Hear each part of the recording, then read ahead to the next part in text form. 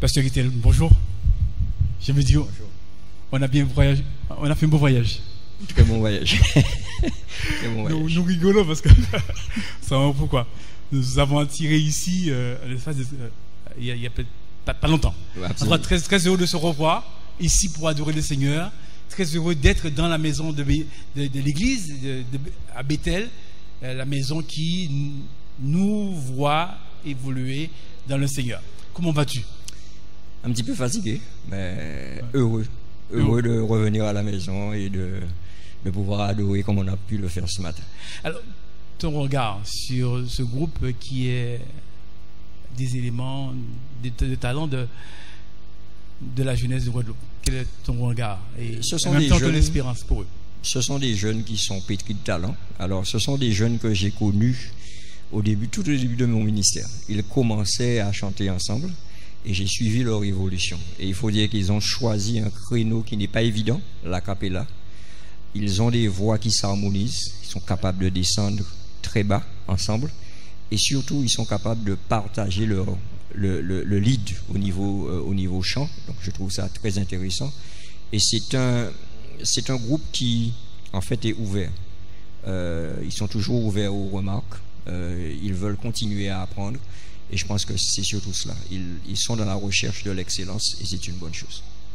Est-ce que, pasteur, dans le regard de leur évolution, il y a une idée qui trame, ou encore une volonté d'être des missionnaires, ou dans l'un des quatre? Est-ce qu'il y a quelque chose qui germe dans ce groupe? Alors, il faut savoir, dans la fonction elle-même de service pour le Seigneur. Non, ils se sont définis comme étant des missionnaires dans le chant. Amen. Donc ils sont à notre disposition au niveau de la jeunesse dans tout ce qui est missionnaire, mais il faut se dire qu'il y a deux parmi eux qui sont véritablement des missionnaires, hein. C'est Kenny et Moïse qui sont des missionnaires par excellence. Et Moïse était avec nous au Congrès mondial de la jeunesse. Okay. Il revient véritablement animé d'un zèle extraordinaire, parce que ce qu'il a reçu comme outil là-bas, il veut véritablement, avec le groupe, pouvoir mettre ça véritablement en perspective pour toucher surtout ceux qui n'ont peut-être pas l'opportunité lors d'une campagne d'évangélisation, etc. Mais par le chant, par la musique, il se propose de pouvoir le faire. La question était posée et indiquée sur la diversification de l'action évangélique et du partage de la foi pour une tranche d'âge, la jeunesse.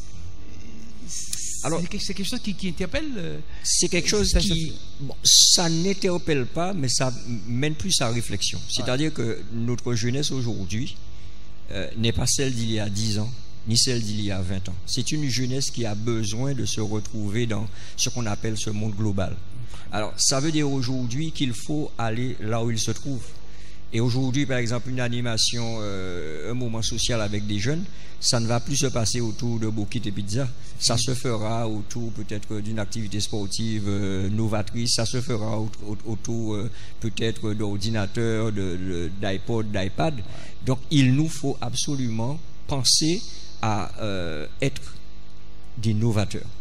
Parce que de toutes les manières, le Seigneur nous a pétri de suffisamment de talent pour être des avant-gardistes. Amen. Alléluia. Alors, l'actualité, c'est bientôt, c'est la rentrée en septembre. Quels sont les chantiers qui vont s'ouvrir pour la jeunesse? Alors, pour la jeunesse, le premier chantier, là, c'est la première semaine du mois de septembre. Nous serons à la radio pour donner déjà un rapport du Congrès mondial de la jeunesse que nous avons vécu en Allemagne à Kassel. Et nous allons nous assurer que nous allons transmettre le flambeau. Il faudra le transmettre. Donc ça sera la première chose.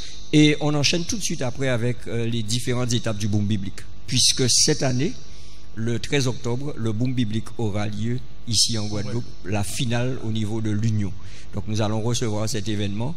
Donc nous sommes déjà en chantier, les choses sont déjà en perspective. Donc la finale fédérale, nous l'aurons à l'église de Douville, de l'église de Douville de Sainte-Anne, et cette finale au niveau de l'UAGF sera à Vieux Habitants. Donc les choses sont déjà plus ou moins cadrées et maintenant c'est dynamique de préparation pour les jeunes et faire en sorte qu'au niveau logistique tout soit au top. En termes d'évangélisation pour novembre, est-ce qu'il y a une spécialité jeune? Pas novembre, puisque je serai impliqué directement dans une campagne d'évangélisation sur le sud Basse-Terre, mais nous avons programmé, et c'est déjà voté, que pour le mois d'avril, nous allons remettre en perspective Gospel Explosion, puisque tous les secteurs cette fois-ci seront ils veulent adhérer parce qu'ils ont vu justement l'effet que ça a eu cette année au mois d'avril. Mais il y a une chose sur on va pas ouvrir le chantier du congrès mondial, mais juste un petit mot pour la jeunesse et en lien avec les différents ateliers qui ont été évoqués, mais un message clé de Pass It On. Le Pass It On, le message clé, c'est sois sûr de qui tu es. Question d'identité. Une fois tu sais qui tu es, tu peux transmettre. Et c'est surtout cela pour nos jeunes, c'est de savoir que je suis un jeune adventiste qui attend le retour de Jésus. Quand je sais qui je suis, I can pass it on and pass it on again. Ok, que Dieu te bénisse. Et puis à très bientôt sur le site de Bethel. Et puis que Dieu bénisse ton ministère. Merci beaucoup. Et puis reviens quand tu veux à la maison. Je suis à la maison. Merci. Merci.